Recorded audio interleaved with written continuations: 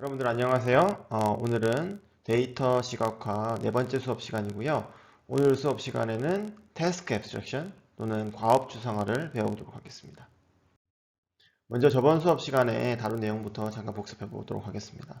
저희가 이 수업에서 가장 중요하게 다룰 프레임워크 중에 하나가 What, Why, How 프레임워크였는데 이 프레임워크는 정보시각화 시스템들을 이 어떤 데이터를 보여주는지 그리고 어떤 과업을 지원하는지 그리고 어떤 방식으로 시각화를 하는지에 따라 가지고 구분하고 그 구분한 걸 통해서 뭐 새로운 시각화 시스템을 만들 때 비슷한 데이터를 시각화 시스템이나 비슷한 과업을 지원했던 시스템이나 비슷한 시각화 기법을 사용한 시스템들을 체계적으로 분석해서 새로운 디자인에 반영할 수 있다고 배웠는데요. 그래서 저번 수업 시간에는 데이터 주상화에 대해서 배웠고요. 데이터 주상화에는 크게 데이터셋에 대한 개념들, 예를 들어서 뭐 데이터 타입은 뭐고 데이터 셋 타입은 뭔지, 그리고 이 데이터 타입과 데이터 셋 타입이 어떻게 조합이 되었는지 이런 관계를 배웠고, 그리고 이 데이터 셋 타입에서 중요한 것들이 이제 테이블, 네트워크, 필드스, 그리고 지오메트리 이렇게 네 개가 가장 중요하다 이렇게 배웠고요. 그리고 여기서 이 데이터 타입 중에서 attributes라는 타입이 있었는데요. 이 attributes의 특성들을 좀 더 깊게 체계적으로 나눠봤습니다. 그래서 attribute에는 attribute types가 있는데 여기는 카테고리컬한 게 있고 ordered가 있는데 ordered 안에는 ordinal한 게 있고 quantitative한 게 있고요. quantitative 안에도 또 인터벌이 있고 레이시오가 있었죠. 그리고 ordering direction도 sequential diverging cycle 이렇게 세 가지가 있었다고 다뤘습니다. 근데 이번 수업 시간에는 이 두 번째 단계인 태스크 앱스트랙션에 대해서 배우도록 하겠습니다. 그래서 저희가 첫 번째 단계는 수업 시간 한 번만에 끝냈잖아요. 그리고 태스크 앱스트랙션 같은 경우에도 이번 수업 시간 다 끝낼 거고요. 근데 이제 문제는 이 EDM 앱스트랙션, 그러니까 실제로 시각화 기법과 인터랙션 기법들이 뭐 어떤 것들이 있는지에 대해서 이제 남은 강의 동안 가장 길게 다룰 텐데 이 부분에 대해서 공부해 보도록 하겠습니다.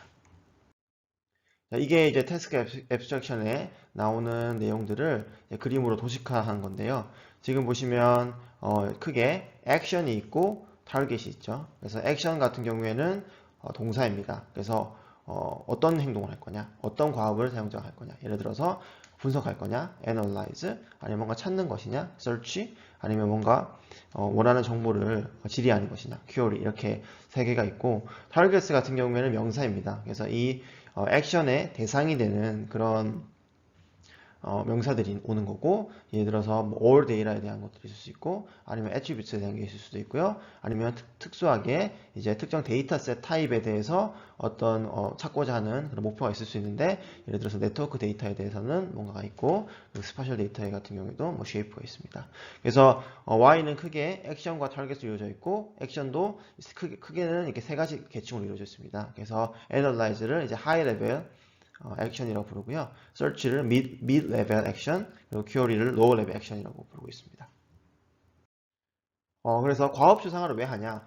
데이터 추상화와 마찬가지입니다. 데이터 추상화를 하는 이유는 데이터셋 타입이 무한정 많았는데 그 각각의 데이터셋 타입별로 다 시각화 시스템을 디자인하면은 이거는 굉장히 비효율적이 되는 거고, 데이터셋 타입을 추상화해서 예를 들어서 테이블 데이터셋이 있다. 그걸 시각화하는 시스템을 만들었다 그러면 이 테이블 데이터셋 추상화된 테이블 데이터셋 타입에 대해서는 다 시스템이 지원하기 때문에 뭐 이 사람은 뭐 성적 데이터 테이블로 되어 있겠죠. 이걸 시각화하는 시스템을 쓸 수 있고, 뭐 이 사람은 예를 들어서 판매 데이터 같은 테이블 데이터면은 테이블의 특성들을 공유하기 때문에 같은 시각화 시스템을 재활용하거나 디자인하는 데 사용할 수 있다라는 이점이 있었잖아요. 그래서 과업 추상화도 특정 이제 사용자가 원하는 과업들은 이 디테일을, 그러니까 도메인 스페시픽한 그런 디테일까지 다 포함을 하면 무한정 많겠죠. 그래서 그거를 추상화된 몇 가지 갈래로 나누고, 그래서 그 특정 추상화된 과업을 지원하는 시스템을 만들면 다른 시스템을 다른 도메인에서도 적용할 수 있다는 거죠. 실제로 사용자들이 현업에서 수행하고자 하는 과업들은 도메인 스페시픽합니다. 그래서 여러분들이 이 사람들한테 가서 어떤 과업을 지원받기를 원하는지 물어본다 그러면 아마 본인들만 아는 도메인 스페시픽한 용어들과 이름들을 가지고 그 본인이 하는 과업을 설명하려고 할 거예요. 근데 이제 그렇게 도메인 스페시픽한 과업을 가지고 시각화 시스템을 디자인하게 되면 확장성이나 아니면 일반화 가능성에 대해서 굉장히 불리하죠. 그래서 그런 것들을 추상화를 해서 abstract 폼으로 바꿔줘야 되는데 이 과업 추상화를 이제 여러분들 시각화 디자이너들이 하게 됩니다. 예를 들어 보면 여기 두 명의 사용자가 있는데 첫 번째 사용자는 중환자실에서 일하시는 분이에요. 그래서 어떤 과업을 수행하는지 물어보면 뭐 contrast the prognosis of patients who were intubated 막 이러면서 길게 설명을 하고 계세요. 근데 이제 되게 복잡한 용어도 많죠. 그래서 예를 들어서 prognosis라는 단어도 나오고 그리고 intubated 이런 것도 나오고 뭐 ICU 같은 단어도 나오는데 이런 것들은 굉장히 도메인 스페시픽한 그런 term입니다. 두 번째 이분은 이제 생명공학에서 일하시는 분인데 보시면 뭐 티슈 샘플이라는 단어도 나오고요. LL37이라는 것도 나오는데 이것도 굉장히 도메인 스페시픽한 이름이라서 알기가 어렵죠. 그리고 뭐 the ones without peptide 뭐 이런 식으로 나오는데 펩타이드가 뭔지 이런 것들도 도메인 스페시픽한 용어들을 가지고 기술되어 있습니다. 그렇지만 이런 태스크를 둘 다 추상화를 하게 되면 결국은 이제 compare values between two groups예요. 그래서 첫 번째 사용자는 뭔가 컨트라스트 대조하는 그런 태스크인 거고 두 번째 사용자는 결국은 매치업 하는지 안 하는지를 보는 건데 이것들이 결국 비교하는 과업인 거잖아요. 물론 이제 복잡도에는 다를 수가 있습니다. 그래서 가령 이제 뭐 첫 번째 비교하고자 하는 그룹들의 뭐 스케일러빌리티 그러니까 데이터의 크기나 뭐 아니면 차원수 이런 것들은 다를 수가 있겠지만 어쨌든 사용자가 수행하기를 원하는 그런 과업의 측면에서 본다 그러면 두 태스크는 똑같은 형태라는 거죠. 어떤 두 개의 그룹에 대해 가지고 그 그룹들의 어떤 값을 비교하는 그런 과업이라는 거죠. 그래서 이렇게 일단 이 compare라는 태스크로 추상화되게 되면은 이제 의사소통도 쉽고 이제 확장성, 일반화가 가능하다는 거죠. 그래서 이 타마라 먼즈너의 이 책에서 잘한 게 뭐냐면 사용자들의 그 현업에서 사는 그 과업을 기술하는 여러 단어들이 있을 텐데 그 단어들의 의미도 당연히 다를 거고 그리고 심지어는 사용자마다 통일되어 있지도 않겠죠. 그러면 의사소통도 힘들어질 거고 제가 이런 단어를 저희 도메인 스페시픽한 컨텍스트에서 이런 의미로 썼는데 이거는 이제 다른 시각화 디자이너가 본다 그러면은 이거는 틀린 용어다 이렇게 생각할 수도 있고 뭔가 의미가 달라가지고 도메인마다 여기서 얻어낸 그런 인사이트들을 그대로 적용할 수 없다는 그런 문제가 있겠죠. 그래서 여기 이 책에서는 이런 단어들을 추려다가 좋은 단어 집합을 만들어냈어요. 보시면 뭐 여러분들이 데이터 사이언스에서 데이터로부터 뭔가 수행하는 과업들을 잘 사용하는데 많이 사용되는 단어들이에요. 그것들을 의미와 이 계층에 따라 가지고 정의를 잘 한 거죠. 그래서 보시면은 뭐 consume이라는 것도 있고 produce라는 것도 있고 lookup, browse, locate, explore 뭐 이런 네 가지 단어들도 있고 뭐 identify, compare, summarize 이런 식으로 있는데 보시면은 몇 개 없어요. 몇 개 없지만은 대부분의 제가 보기에는 한 99% 이상 사용자들의 과업이 이런 단어들만 가지고 설명이 가능합니다. 그렇게 정의가 된다 그러면은 이제 시각화 시스템을 분석하는 게 굉장히 효과적으로 할 수 있겠죠. 그래서 여러분들이 시각화 시스템을 디자인하게 된다 그러면 결국은 사용자가 어디까지 하는지를 어느 수준에서 결정하게 될 겁니다. 그래서 물론 저희 프레임워크에서 저희는 what, why, how 프레임워크잖아요. 거기서 who는 없어요. 그렇지만 이게 사용자가 어떤 고를 가지고 있고 그리고 누가 그 시각화 시스템의 디자인을 결정하는지를 고려하는 것이 굉장히 중요합니다. 자, 보시면 저도 뭐 연구자지만 연구를 하면서 시각화 시스템을 디자인하게 된다 그러면 결국은 이 어느 정도까지 제가 만들고 어느 정도까지를 사용자한테 위임할 거냐가 가장 중요한 고민거리 중에 하나더라고요. 그래서 이렇게 스펙트럼이 있어요. 그래서 한쪽 끝에는 뭐가 있냐면 specific, narrow, specialized 툴이 있어요. 그러니까 굉장히 구체적인 상황에서 구체적인 데이터를 가지고 구체적인 시각화를 가지고 좁은 태스크를 과업을 위한 위해서 완전 특수화된 그런 시각화 툴이 있을 수 있고요. 반대편에는 굉장히 제너럴하고 브로드한 툴이 있고, 그렇기 때문에 자유도가 높고, 이런 자유도들은 사용자들이 이제 뭔가 자유도를 활용해 가지고 본인이 원하는 거를 할 수가 있게 되는 거죠. 그래서 이 왼쪽에 있는 툴들은 이런 디자인 초이스들이 디자인 결정을 할 때 그러니까 비주얼리제이션 디자이너가 이런 것들을 다 결정을 해가지고 인터뷰를 한다던가 분석을 해서 다 미리 구현을 해둔 거예요. 그렇지만 이 오른쪽에는 이 시각화에 대한 디자인 초이스를 사용자들이 해야 되는 거죠. 장단이 있습니다. 왼쪽 같은 경우에는 이제 지원하는 데이터나 태스크 같은 경우에 제약이 있죠. 왜냐하면 미리 제가 특수화된 툴을 만들었기 때문에 이 툴에서 지원하지 않는 태스크들은 볼 수가 없는 거고요. 그리고 사용자 입장에서는 뭔가 유연성이 떨어지고 본인이 원하는 대로 커스터마이즈 할 때 불편하다고 느낄 겁니다. 그렇지만 좋은 점은 뭐냐면 본인이 원하는 태스크에 대해서 굉장히 심도 있는 지원을 받을 수가 있죠. 그래서 여기 보시면 in-depth analysis for specific tasks가 되어 있죠.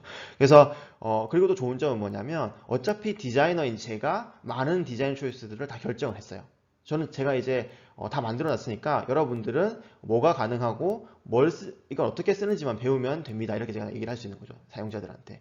그렇기 때문에 제가 다 결정을 하기 때문에 사용자 입장에서는 이 시각화를 디자인하는 것 자체는 뭐 알아서 해뒀으니까 쓰기만 하면 되고, 대신 이제 만들어 두지 않은 거는 제가 이제 못하는 거죠. 플렉서블 하지 않은 거죠. 그렇지만 이제 반대편에는 뭐가 있냐면 이거는 이제 일반적인 툴들이에요. 그래서 예를 들어서 엑셀 같은 거죠. 엑셀 같은 경우에는 모든 걸 다 할 수 있잖아요. 그렇지만은 깊게 갈 수는 없어요. 그래서 다양한 종류의 데이터셋을 다루도록 시각화 도구가 만들어져 있고, 그리고 유연하고 커스터마이제이션도 가능하고, 그리고 시각화를 고르는데 사용자들은 자유도가 있고요. 그렇지만은 이게 모든 게 사용자한테 달려 있다고 보니까 사용자들이 잘못할 수도 있어요. 그러니까 시각화에 대한 그런 뭐가 좋은 시각화인지 뭐가 좋은 시각화인지가 아닌지를 잘 모르시는 사용자들은 실수를 할 수도 있고, 그리고 비효율적인 그런 시각화를 만들 수도 있는 거죠.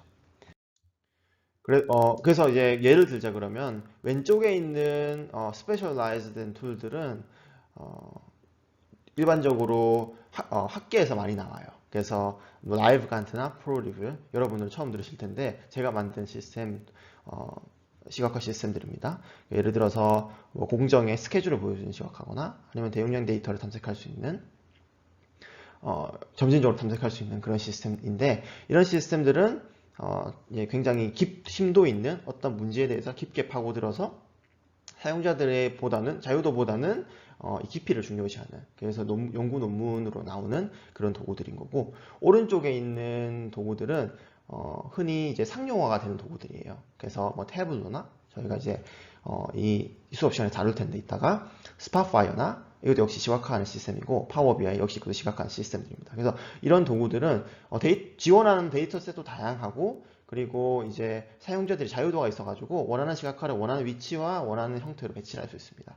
그렇지만 그런 것들을 다 사용자가 해야 되는 거고, 그리고 뭐 특화된 그런 도구들보다는 심도 있는 분석이 불가능하다는 거죠. 그래서 여러분들이 시각화 시스템을 디자인할 때 이게 제가 왼쪽으로 가게 되면은 제가 할 일이 많지만은 사용자 입장에서는 단순하고 사용자가 원하는 기능들을 제약하기 때문에 어떻게 보면 구현할 거리들이 적어질 수 있는 거고요. 왼쪽으로 갈수록 오른쪽으로 갈수록 이제 제가 모든 걸 다 가능하게 해버리면 되잖아요. 그럼 사실 제가 구현한 것도 사실 많아요. 왜냐하면은 사용자가 원하는 게 몇 가지가 있다 그러면은 그런 것들이 이제 이렇게 곱해졌을 때는 굉장히 이제 버그도 많이 잡아야 되고 특수한 상황도 많이 고려해야 되겠죠. 그렇지만 일단 만들어 두면은 이제 여기서 이 도구를 얼마나 잘 쓰냐는 사용자의 역량에 따라 달려 있는 거죠. 그래서 이 스펙트럼에서 어디에 본인의 이런 시각화 시스템이 포지셔닝 할지를 결정하게 됩니다. 이 부분이 중요한 부분입니다. 본격적으로 과업 추상화에 대해서 배워보도록 하겠습니다. 전체 그림에서 크게 두 가지 부분이 있었어요. 왼쪽은 액션이고 오른쪽은 타겟이었는데 왼쪽부터 다뤄볼게요. 액션에는 세 가지 레벨이 있습니다.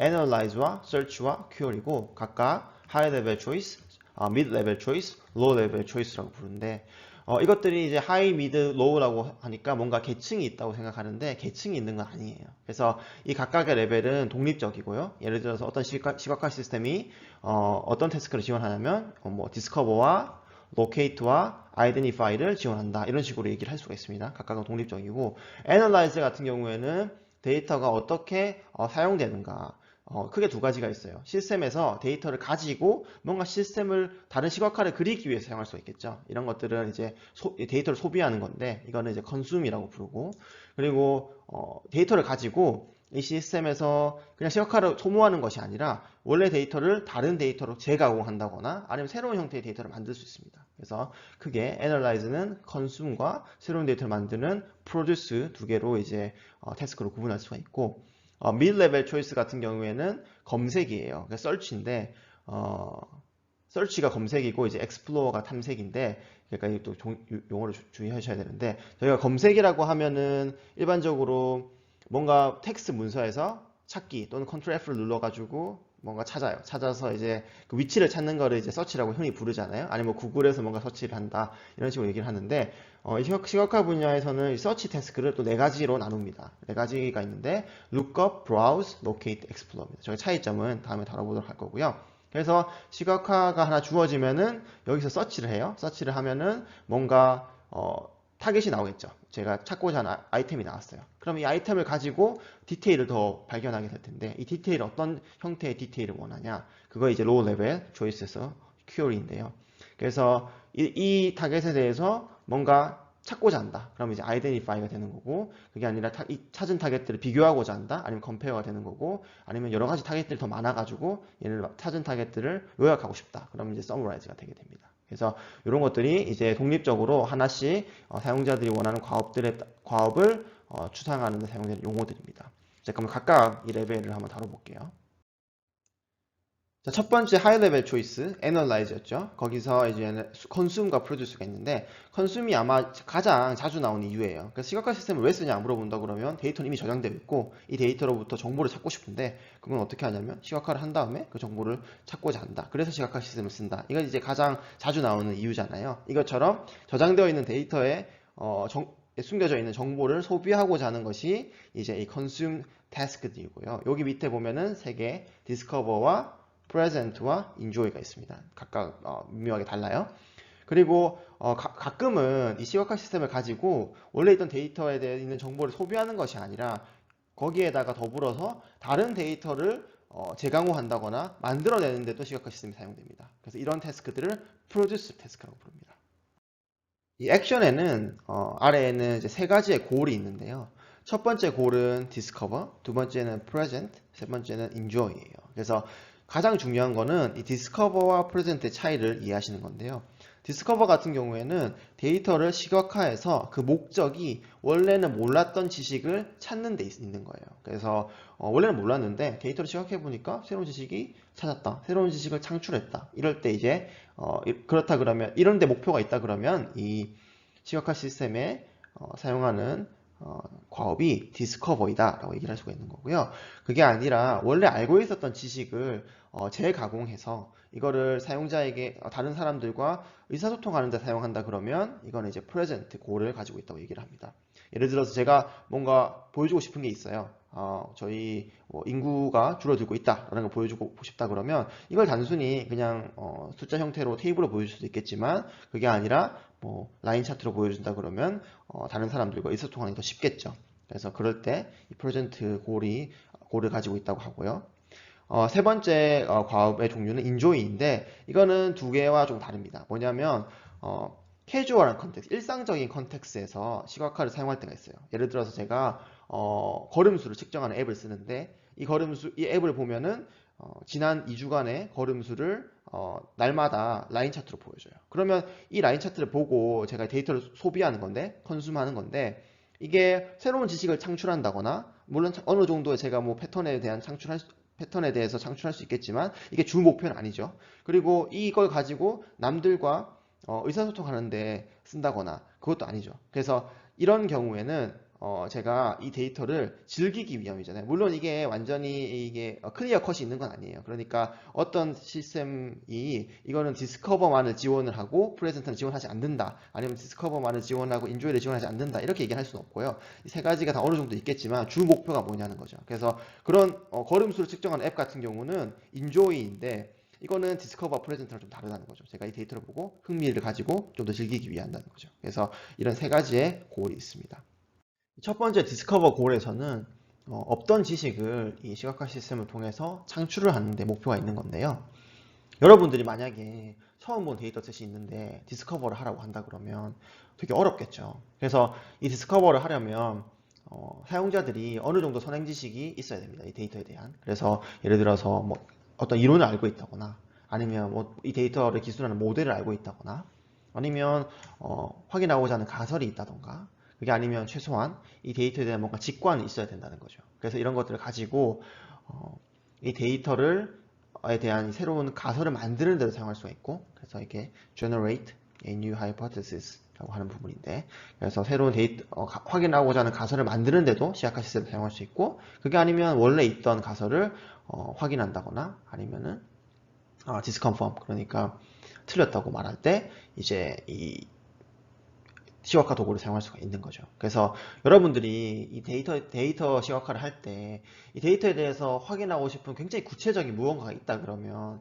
시각화에서 이득을 볼 수 있는 여지가 좀 적습니다. 왜냐하면 최악의 경우에 자동화를 한다거나 아니면 이미 알고 싶은 게 다 있으니까 이걸 기계적으로 그냥 검증만 해보면 되는 거잖아요.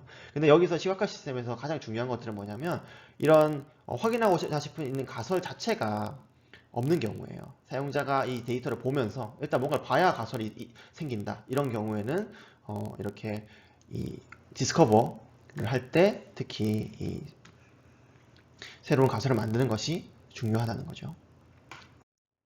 예를 들어서 제가 디스커버를 한번 해볼게요. 여기 보면 이 원소 주기율표 데이터가 있어요. 그래서 지금 뭐 여기서 보시면 뭐 수소, 원소, 리튬 이런 식으로 쭉 있고 각 원소들에 대한 뭔가 물리적, 화학적 특성들을 이렇게 쭉 나열한 테이블 데이터셋이 있다고 가정합시다. 자, 그러면 여기서 뭘 발견할 수 있나요? 일단 테이블만 보면 좀 어렵죠? 그리고 일단 제가 뭐 화학에 대한 지식이 있는 건 아니지만은 일단은 이 데이터를 가지고 뭔가 탐색을 해봐야 됩니다. 맞죠? 그래서 이게 이제 explore 한다는 거고요. 제가 한번 차트를 그려볼게요. 자, 예를 들어서 제가 녹는 점과 first ionization energy를 제가 스캐터 플러스로 한번 그려봤습니다. 그려보니까 이게 대부분의 이 원소들이 이렇게 배열 쉐이프를 가지고 있는데 굉장히 아웃라이어가 하나가 있네요. 얘가 뭐냐면 이게 탄소더라고요. 제가 이런 현상에 대해 가지고 뭔가 리즈닝을 하긴 어려워요. 제가 지식이 없기 때문에. 그렇지만 뭔가 전체적으로 경향을 따르고 있는데 한 녀석만 되게 아웃라인 하나 있더라 라는 이런 것들 이런 새로운 지식을 어쨌든 창출한 거죠. 그 다음으로는 녹는 점과 끓는 점을 제가 플로팅 해봤는데 이 원소들이 대부분 다 이렇게 선형적인 관계를 가지고 있는데 몇 가지 아웃라이어들 보이네요. 그리고 제가 이 데이터를 잘 모르지만 제 원래 가설은 녹는 점이 끓는 점보다 낮을 줄 알았거든요. 왜냐하면 먼저 녹아야 끓으니까요. 제 생각에는. 근데 이런 원소 같은 경우에는 보시면 녹는 점은 뭐 1900도인데 끓는 점은 1200도예요. 뭔가 이제 제가 모르는 뭔가 실험 조건이 다르다든지 뭔가 모르는 게 있다는 거죠. 여기 지금. 그래서 이 데이터에. 그래서 이런 점들을 발견할 수 있다는 거죠. 그 다음 이제 골은 present입니다. 자, 저희가 analyze에서 consume에서 present를 하고 있어요. present 같은 경우에는 뭐냐면 원래 가지고 알고 있던 지식을 설명하거나 아니면 다른 사람들과 의사소통하는데 사용하는데 목적이 있는 경우입니다. 그래서 present는 explain과 같다. discover는 explore와 같다고 말씀드렸죠. present는 explain과 같다. 가령 데이터에 있는 어떤 이야기를 얘기를 한다던가 그게 아니면 뭔가 사용자들이 데이터에 대해서 이렇게 따라가지고 뭔가를 이해를 시키고 싶으면 이때 이제 사용자들을 이끌어야 되잖아요. 그럴 때 이제 원래 있던 지식을 사용자들이 이해할 수 있도록 일련의 시각화들로 보여줄 수가 있겠죠. 가장 많이 사용되는 이제 예제는 신문에서입니다. 신문 같은 경우에는 어떤 사실을 주장하고 싶을 때, 어떤 사실을 보여주고 싶을 때, 그 사실 자체는 다 알려져 있어요. 근데 그걸 뒷받침하는 근거로 이제 이렇게 어떤 차트들을 보여주는 경우가 많죠. 그래서 이때 이 지식은 보여주는 사람, 뭐 발표자나 뭐 아니면 뭔가 제가 데모를 한다 그러면 저한테는 이미 알려져 있는 건데, 알려져 있는 거고, 이제 관객들은 모르고 그 관객들한테 보여주기 위해서 사용하는 경우죠. 예를 들어서 이런 차트 같은 경우에 보면 아래에는 이제 시대가 있고 Y축에는 온도가 있어요. 근데 라인 차트가 두 개가 있네요. 이 라인은 뭐냐면 짙은 파란색은 이산화탄소의 농도고요.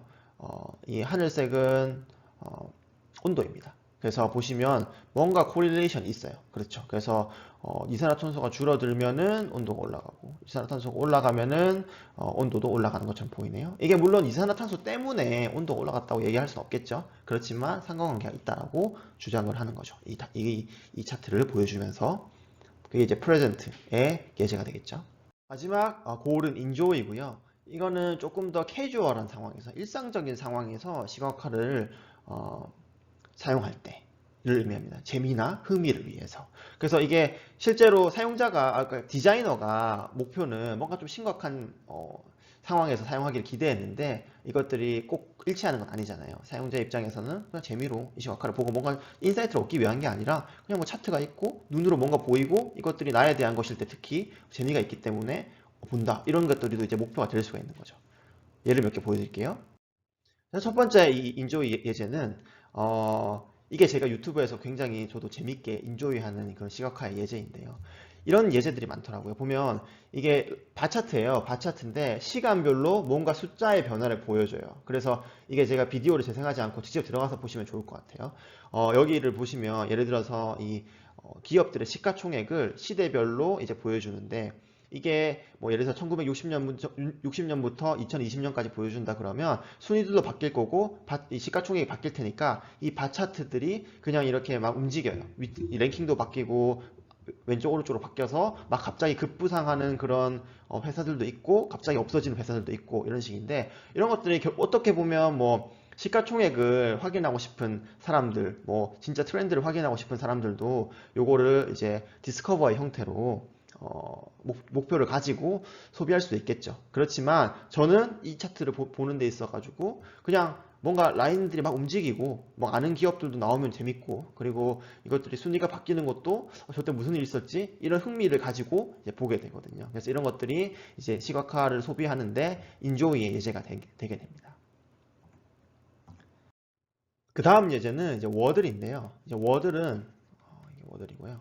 워들도 또 시각화 기법 중에 하나인데 요거는 텍스트 문서에서 단어들의 빈도수를 보여주는 시각화예요. 그래서 저희가 그냥 텍스트에서 가장 많이 나오는 단어를 크게 만들고 가장 잘 안 나오는 단어일수록 이렇게 작게 만들 수 있을 거잖아요. 근데 이거를 그냥 일렬로 나열하면 별로 재미가 없고 워드 클라우드 형태가 되는데 별로 재미가 없고 이거를 이제 이렇게 컴팩트한 형태로 압축해서 물론 이제 이 얼라인은 안 맞습니다. 그렇지만 컴팩트한 그 형태로 압축을 하면 이렇게 되게 미적으로 예쁜 사람들이 이렇게 딱 뭔가 작은 것들이 딱 이렇게 컴팩트하게 뭔가 되어 있는 걸 좋아하잖아요. 그래서 그런 것들 그런 형태로 만든 건데 이런 워들이 물론 이제 심각한 상황에서 어떤 문서를 요약하는데 사용되기도 합니다. 단어가 뭔지를 보고. 그렇지만 그것보다는 사실 워드를 가지고 문서를 내용 요약하는데 그런 퍼포먼스가 그렇게 좋지 않습니다. 좋지 않다고 알려져 있습니다. 워드를 가지고.